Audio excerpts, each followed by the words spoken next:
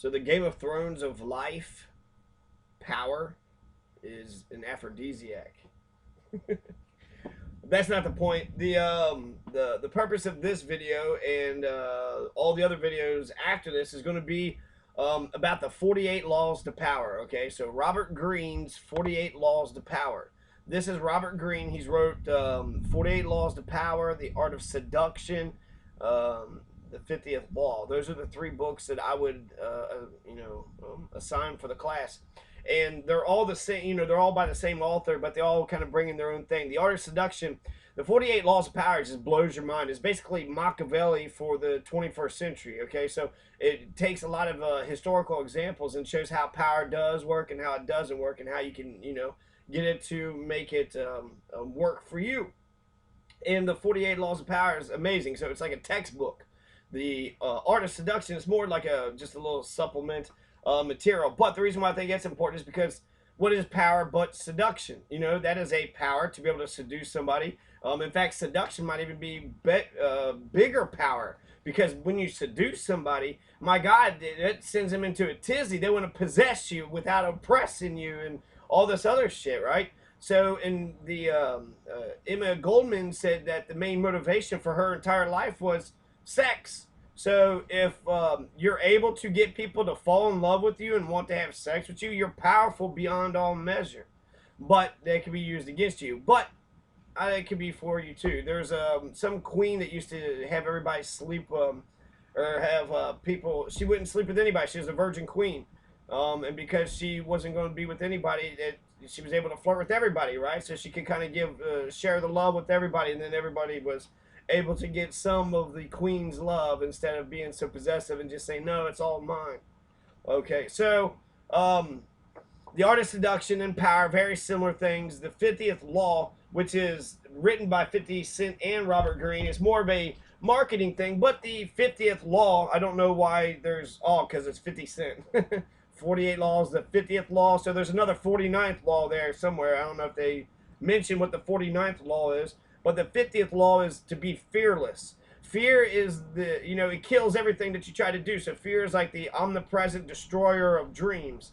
And fear can cripple people. Some people are chasing their dreams. They're thinking of the goals and ideas that they want to do, and they chase those dreams. Other people are running away from their fears. That's what they're doing. So you have Robert Greene, right? This is the man who wrote this book. And I'm going to go through each one of the 48 laws of power. And this one is going to be power law number 17. And power law number 17 is to keep others in suspended terror.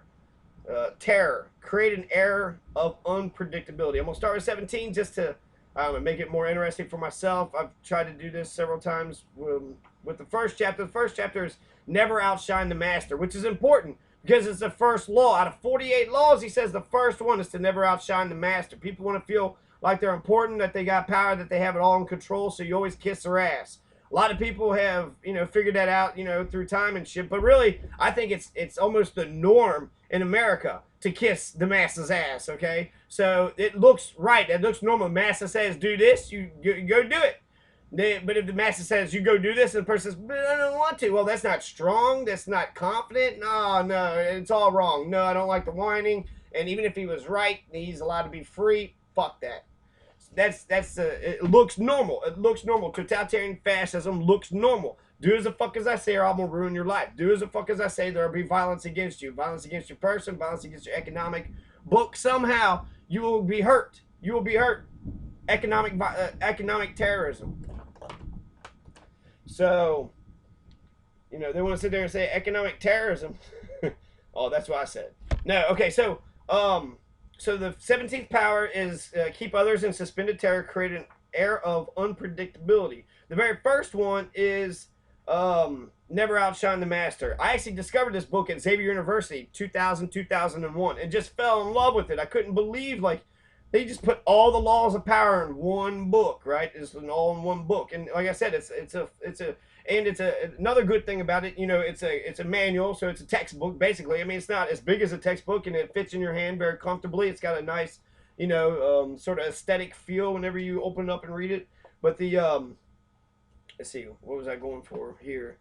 let's see, it's a steady feel, it looks good, it feels, oh yeah, the historian. Okay, so not only is this a class about, I said wealth and power, so to be wealthy is a form of power too, so it's basically, I'm just being redundant. um Quit going on a sidetrack because I keep missing my main point. Main point is the historians. So you you have a lot of history in this book, and that's what I'm going to go through. Just chapter 17, we're going to go through all the history, just touch base on each of the sort of events that Robert Greene had put into it, and then we could see not only was he right, but he took a position on it. So his book is going to stand up the test of time, and people are going to be referring to this, forever. It's more interesting to read about, Napoleon in a book about power than it is about just Napoleon, because you're reading about power, and then here's Napoleon, right? So now you say, well, this is how he was able to do it.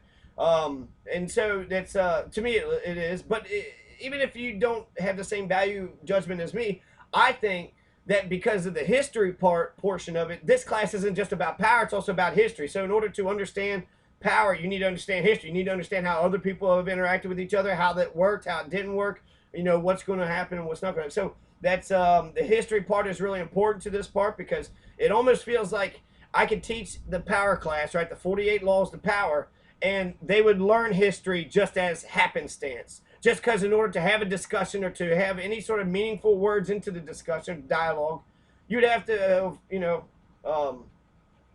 have read the thing.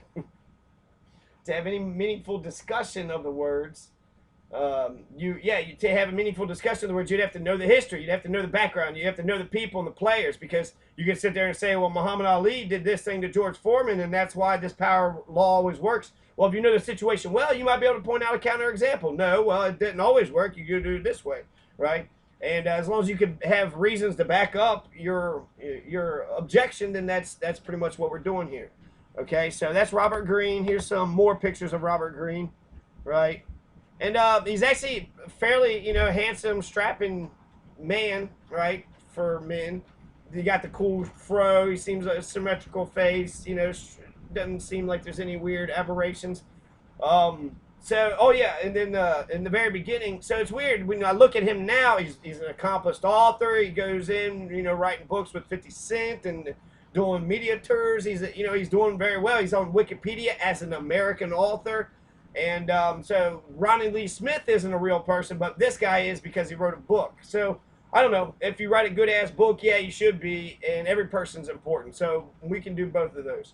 So he looks like he's never had as much trouble as what he says he has. In the very beginning of the book, like the first or the second or third page, okay, maybe the fourth or fifth, but it's in the acknowledgement. So before the table of contents, he's sitting there, thanking all the people that helped him. But at the very, he even thanks his cat Boris, who kept him company throughout the never-ending days of writing. Finally, to those people in my life who have so skillfully used the game of power to manipulate, torture, and cause me pain. I'm gonna say it over again, just so the masses can go ahead and clip this, me saying it, and then you can dub it over all the videos, right? Instead of actually making a new fucking voice.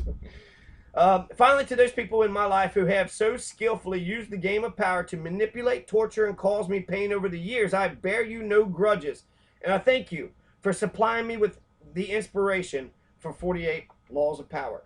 So that's Robert Greene. That's Robert Greene. He's sitting there saying, thank you for all the people that fucked me over. Everybody that manipulated or tortured or caused me pain, thank you. Because if it wasn't for you, I wouldn't have thought about power and how, powerful it actually is, and how we all need to get power if we want to do well in this world. Thank you. Thank you for being a dick to me. Thank you for making me a fighter. He's going all Christina Aguilera on everybody. So that's, okay, it's a little bit about Robert Greene. So let's get into the chapter 17. So we got chapter 17, and it's the law is to keep others in suspended terror, cultivate an air of unpredictability. You even had Machiavelli, which I was going to pull the quote up, but it's not as, he said it, I swear he did. He used the word,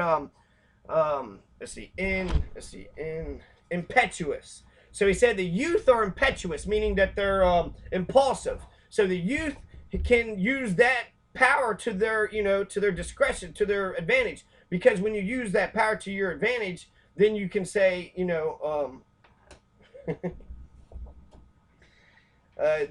you can, I don't know, when you're unpredictable, nobody can predict what you're going to do. People like to feel comfortable. People like to have patterns and routines, and they like to think of you in a certain way, that you'll react this way with the thing and this way with the thing, and they like that, right? They like order, they like structure, they like and they like to feel comfortable around other people. And the way you do that is by being predictable. I do this. This is the behavior I do when I'm around here, and this is how it's always going to be.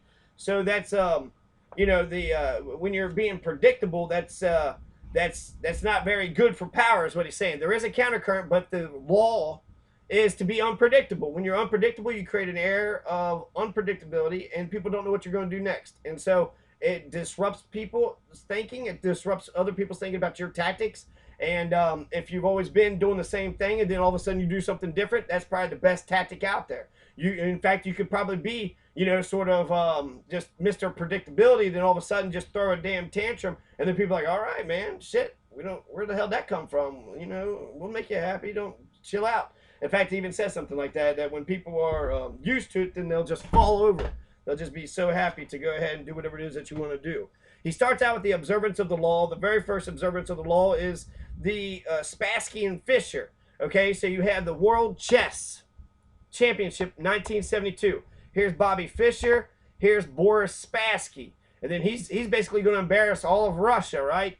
And it's incredible, actually, how this World Chess Championship game went down. So it's this big-ass thing, you know, between two titans of the chess world. You had Boris Spassky, this man right here. And actually, I'll probably just leave it up on his face. The Bobby Fischer, 1972. This is Bobby Fischer. He winds up winning, right? Bobby Fischer, where is he? Where is he? I don't know. Bobby Fischer, he's, see, just read the Wikipedia. It took place in Reykjavik, Iceland. It was the match of the century. So the match of the century, the World Championship chess match, 1972, July 11th. And the last game began on August 31st and was adjourned after 40 moves. Spassky resigned the next day without resuming play. Fischer won the match 12.5 to 8.5, becoming the 11th undisputed world champion. So there's only 11th undisputed world champions. Now the computers can pretty much play chess better than anybody else out there. But at one time, humans were able to beat the machines. So how did Fischer win this game? How did Bobby Fischer beat Boris Spassky?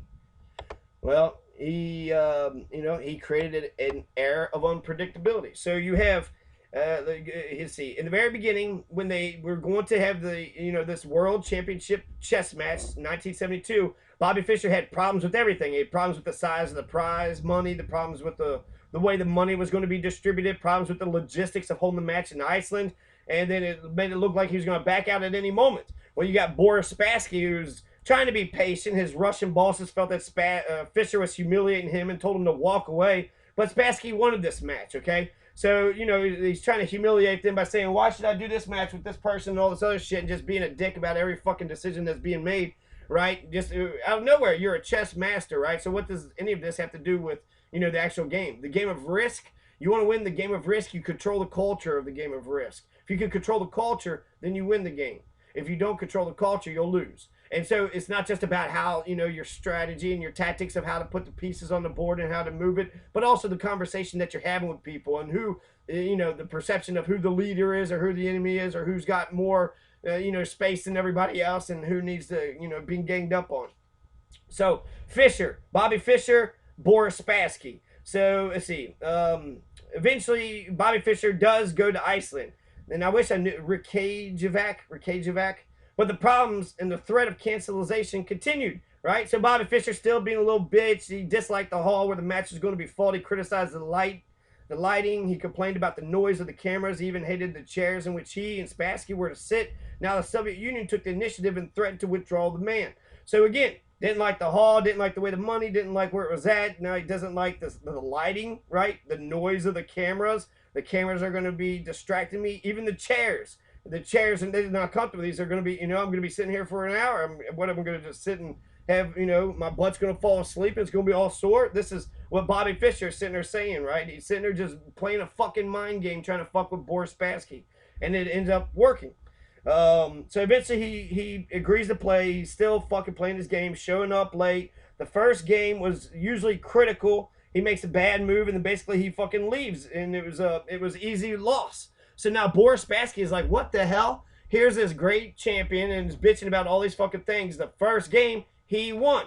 He beat Bobby Fischer. Second game, same thing, right? Bobby Fischer comes in, complains about the room loudly, about the cameras and everything else. He also failed to show up on time for the second game. So now the organizers had enough. They made him forfeit the second game. So automatically, Bobby Fischer is down by 2. Bobby Fischer is down by 2. 2 games to none. And it says that nobody's ever come back from that, that sort of not lead, that coming back from being that far behind. So Bobby Fischer is clearly unhinged. Yet in the third game, all those who remembered it, he had a ferocious look in his eye. So Bobby Fischer's unhinged right now. He's lost 2 games. Shit, what is he going to do? But the third game, he had a ferocious, ferocious look in his eye. And a look that clearly bothered Spassky. Despite the hole he dug for himself, he seemed supremely confident. He did make what appeared to be another blunder as he had in the first game, but his cocky air made Spassky smell trapped. Yet despite the Russian's suspicions, he could not figure out the trap. Before he knew it, Fischer checkmated him. So Bobby Fischer wins the third game. And he didn't understand it. At the end of the game, Bobby Fischer leaped up and he rushed out, yelling to the Confederates as he smashed a fist into his palm, "I'm crushing him with brute force." So he's still being like eccentric, erratic, right? Still just fucking carrying on a goddamn scene. Unpredictable. Unpredictable. You have no idea what the fuck Bobby Fischer, what is he trying to pull? What is this bullshit? Playing a mind game? None of this mind game has anything to do with the actual chess game, right? Well, we found out no. Bobby Fischer had unnerved Boris Spassky. Boris Spassky was like, he was all fucking flustered. He didn't understand what was going on and why he was acting so peculiar. And now he's crushing them. So think about that. You just won 2 games thinking you're getting all confident. Now you just got crushed. So, and then eventually he goes and starts to become crazy. Boris Spassky does. So Spassky's got to ask himself if it's safe to go back to Russia because he started to make blunders. He lost the 6th game and he cried. He lost the 6th game, right? So 3-6. He loses 4 in a row. One grandmaster says, is it safe to go back to Russia? After the 8th game, Spassky decided he knew what was happening. Bobby Fischer was hypnotizing him. He had to. There had to been something else, right? Bobby Fischer couldn't just been beating him. There had to been something else. Yeah, he was being a total dickhole. He's being a fucking eccentric fucking piece of shit. And so now he's starting to become, all suspicious, right, of everybody. And he's starting to, doubt what's going on. And so after the 14th game, he called a staff conference and now an attempt is being made to control my mind. And he wondered whether the orange juice they drank at the chess table could have been drugged. Maybe chemicals were being blown into the air. Finally, Spassky went public, accusing Bobby Fischer's team of putting something in the chairs that was altering Spassky's mind. Okay, so Boris Spassky's fucking losing it. The KGB went on alert. And I was like, oh my God, he's embarrassing the Soviet Union. The chairs were taken apart. They're x-rayed. A chemist found nothing unusual in them. The only things anyone found anywhere, in fact, were 2 dead flies in a lighting fixture. So, his mind unraveled. Then September 2nd, he resigns. Although still relatively young, he never recovered from this defeat. So Boris Spassky is weird. He's a great fucking chess player. Studied chess all of his fucking life. And just because he goes against, Bobby Fischer and loses, that's what he's going to be known for forever. And he's saying that he was basically typecast. This man right here is just basically treated like an asshole, like a fucking buffoon. And nobody gives a shit about his chess skills afterwards ever again. I don't know if it's that that dramatic, but it's still the create an air of unpredictability. When you create an air of unpredictability, it sets people on their toes and it gets people nervous. They don't know what you're going to do next, what you're going to say next. People have to react to you. People have to the unreasonable man is what people listen to. The reasonable man, compromises and tries to get along and tries to make everybody happy. The unreasonable man is a piece of shit. And basically you have to, do what they say or else either the thing doesn't get done or you don't get access to the thing that does get done. And so, yeah, Boris Spassky. That's this fucking story of Boris Spassky and Bobby Fischer and the 1972 World Championship of Chess. Here's some pictures of him. And so I'm not for sure who's who here. It looks like this is Bobby Fischer, and he's exasperated, like, oh my God, what has happened here? And he's totally fucking oh my God, why did I make that move? I don't understand it. So that's Bobby Fischer, right, of the whole championship chess game of 72 between Spassky and Bobby Fischer. And Bobby Fischer basically did like Muhammad Ali, right? Basically look at it, but not really, but basically put on a show. You're looking at the show. You're not, you're distracted. You're thinking of something else. And then when you start losing, you're like, wait a second. He complained about them chairs. I bet the chairs got some chemical in it. Some chemical in it that's fucking with my mind. So Boris Spassky, okay? Boris Spassky stays a loser. So that's the interpretation of that, of that observance of the law. So there's several keys to power under this. The keys to power is only man has a capacity to consciously alter his behavior, to improvise and overcome the weight of routine and habit. Animals behave in set patterns, and that's why we're able to hunt them and murder them. But man, humans, can have a capacity to constantly alter our behavior, improvise, overcome the weight of routine and habit. So most people don't realize this power. They prefer the comforts of routine, of giving into the animal nature that has them repeating the same compulsive actions time and time again. They do this because it requires no effort, and because they mistakenly believe that if they do not unsettle others, they will be left alone. Understand, a person of power instills a kind of fear by deliberately unsettling those around him to keep the initiative on his side. You sometimes need to strike without warning to make others tremble when they least expect it. It's a device that the powerful have used for centuries. Filippo Maria is the last of the Visconti dukes of Milan in the 15th century Italy. Consciously did the opposite of what everybody expected of him. So here's a coin of Filippo Maria Visconti, ruler of Milan in the 1400s. So, he's able to coin himself and put his fat face. I don't understand all these rulers. What is he, a chef? Is that a leader? Is that a chef's hat or like a leader? And then this, this chin here, like, I don't know.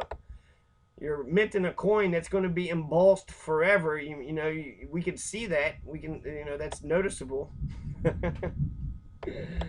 I don't even know why I'm hating on this guy. He's a ruler. So, yeah, he's a monarch, right? He's clearly a fucking asshole. So, what he did, he showed a courtier attention, and then once the man come to expect a promotion to a higher office, he would start treating him with the utmost disdain. So just playing this weird-ass fucking power game. Loving on him, hating on him, loving on him, hating on him. And then what they do is the courtier, which is the cabinet or the people that's around him, doubly confused, wondered whether his assumption would be that he was going to be promoted or that he was going to be fired. And since he didn't know, he would have to behave as if he was not going to be promoted. So he would have to behave, in his role. He would have to do, perform his role. He needed to know his role. So that's what Filippo Maria would do in order to control his, subordinates. Now, while this works, it seems kind of a dick move, to be honest with you. Just fucking with people's minds. He's going home thinking, oh my God, what did I do wrong? And hoping that, and please let this be a trick or some shit. Poor guy.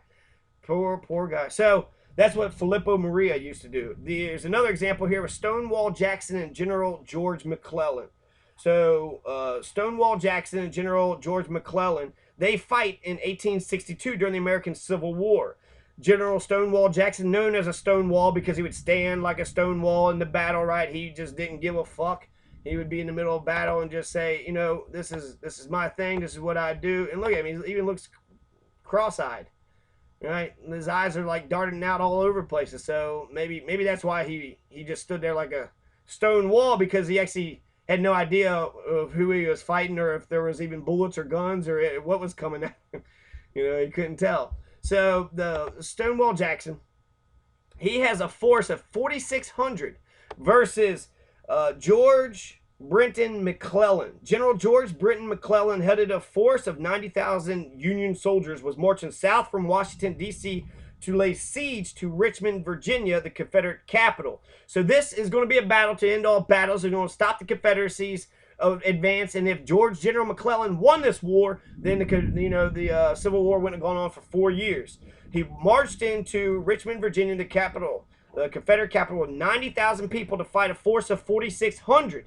90,000 to 4,600. That's almost like 300 in a way. 4,600 is substantially smaller than 90,000. Double it, that's what, 9? So it's about 200%. I don't know, 200% markup. 2,000, I don't know what, 3,000, okay, whatever. So, but 4,600, 90,000. 4,600, 90,000. So, the Union soldiers of 90,000 marched south Washington, D.C., from Washington, D.C. to lay siege to Richmond, Virginia, the Confederate capital. Now Jackson, Stonewall Jackson, as the weeks of the campaign went by, he would have his soldiers, he would let his soldiers out of the Shenandoah Valley and then back into it. So he's just telling them to go out and telling them to come in for no apparent reason.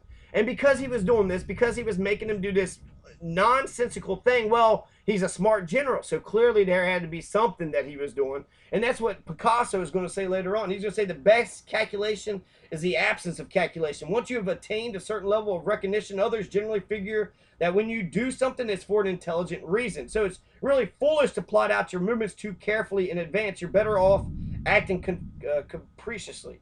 So the best calculation is the absence of calculation. Once you've attained a certain level of recognition, other people will just fall in line.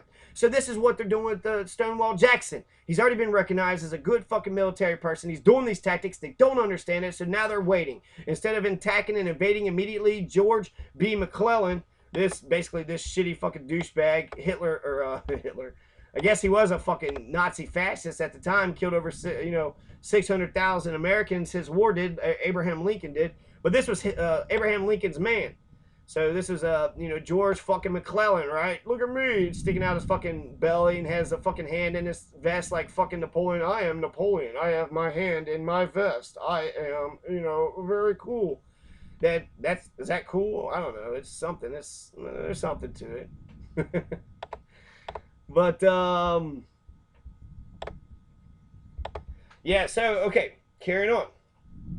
The battle between George B. McClellan and Stonewall Jackson. Jackson's inexplicable moves made the Union generals delay the march on Richmond. They waited for what he was up to. Meanwhile, the South was able to pour reinforcements into the town. A battle that could have crushed the Confederacy turned into a stalemate. Jackson used this tactic time and again when facing numerically superior forces. Always mystify, mislead, and surprise the enemy if possible, he said. Such tactics will win every time, and a small army may thus destroy a large one.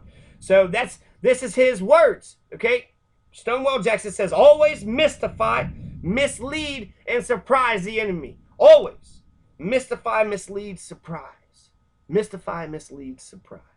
The enemy. The enemy is the enemy. The enemy is the ones who are coming to kill you, trying to murder you. By any means necessary for your survival, for self-preservation. You have a right to self-preservation. You have a right to live on this planet. And so, always mystify, mislead, and surprise the enemy. If they're coming to kill you, you can mystify, you can mislead, and you can surprise them. Get the jump on them. So that was the battle between those two. The Pablo Picasso thing was the recognition. So basically everybody just went along with what Stonewall was doing because it's fucking Stonewall Jackson. As Picasso explained, Rosenberg would spend the next 48 hours trying to figure out why. Okay, so Picasso basically, he's doing the same shit that Filippo Maria was doing.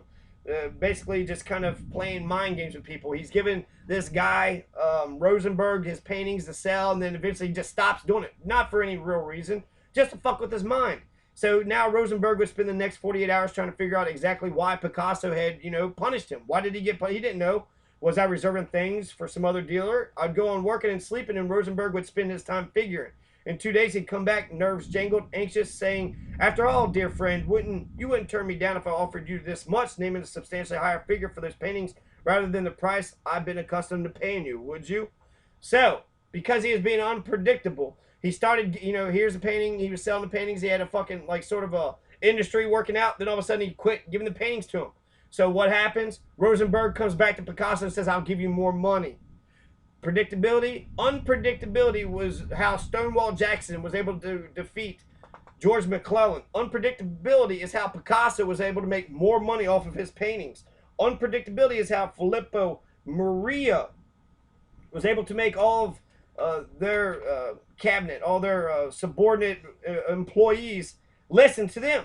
The last of the Visconti Dukes of Milan in the 15th century consciously did the opposite of what everyone expected of him. So that's Filippo Maria, right? And then you also have Bobby Fischer. So all these guys, Bobby Fischer, Filippo Maria, Stonewall Jackson, and we're going to talk about Muhammad Ali here in a second. But he's actually the opposite of the thing. But he did a good job of creating air unpredictability, right, for the most of his career.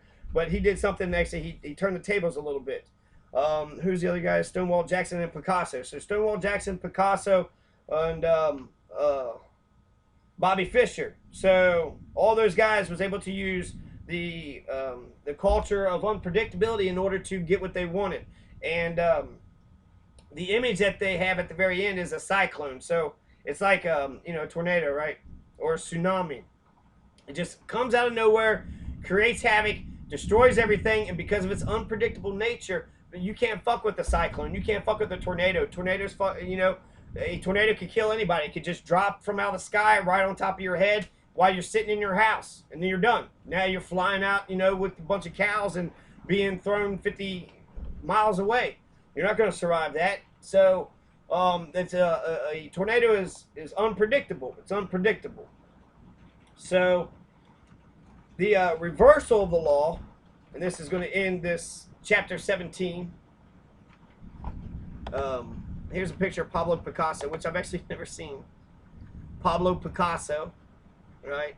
I am Pablo Picasso, and I cannot draw a straight line. Well, I'll call it Cubanism and sell it for millions. Cross-eyed Stonewall Jackson, he was able to mystify, mislead, and surprise his enemies. So, unpredictability is not only a weapon of terror. Scrambling your patterns on a day-to-day basis will cause a stir around you and stimulate interest. People will talk about you, ascribe motives and explanations that have nothing to do with the truth, but that will keep you constantly in their minds. In the end, the more capricious you appear, the more respect you will garner.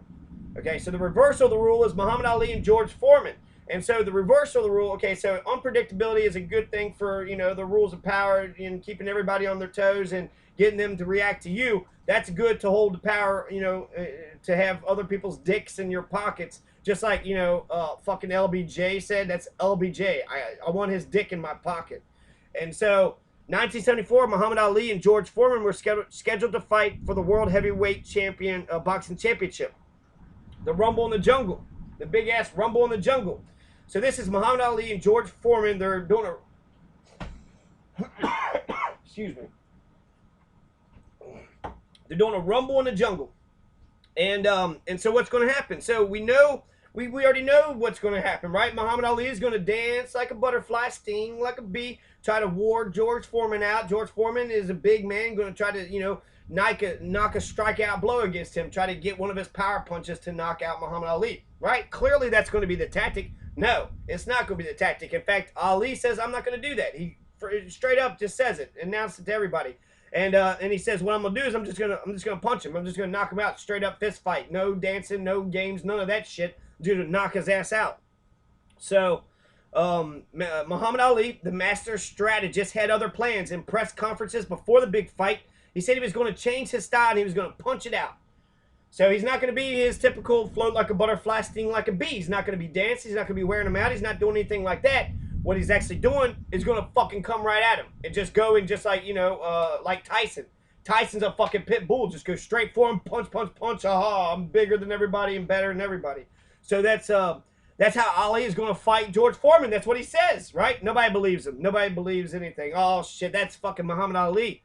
He's a comedian. He plays jokes. He says shit that he doesn't really mean, so nobody expected him, right? Oh, that's just, he's going to take on big fucking George Foreman, big old fat George Foreman, right? I guess he doesn't look that big there. But George Foreman and Muhammad Ali are fighting in Zaire. Now it's the Congo, right? So Muhammad Ali, what Muhammad Ali does in the very beginning, he went ahead and announced that he was going to do it. They loosened the ropes around the ring, which is an indication that he's actually going to fight it out. He's just going to slug it out. But nobody believed it. Everybody thought it was a setup. But Muhammad Ali did exactly what he said he was going to do. As Foreman waited for him to dance around, Ali went right up to him and slugged it out. He completely upset his opponent's strategy at a loss. George Foreman ended up wearing himself out, not by chasing Muhammad Ali, but by throwing punches wildly and taking more and more counter punches. Finally, Muhammad Ali landed a dramatic right cross that knocked out Foreman. The habit of assuming that a person's behavior will fit his previous patterns is so strong that not even Muhammad Ali's announcement of a strategy change was enough to upset it. Foreman walked into the trap, a trap he had been told to expect. So that's the warning.